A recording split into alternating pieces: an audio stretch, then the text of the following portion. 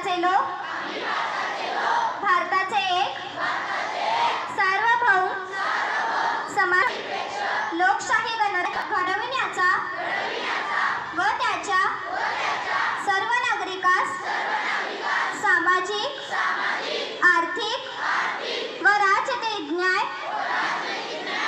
विचार अभिव्यक्ती यांचे स्वातंत्र्य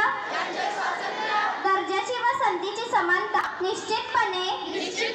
प्राप्त करून देण्याचा आणि त्या सर्वांमध्ये आणि एकात्मता यांचे आश्वासन देणारी बंधुता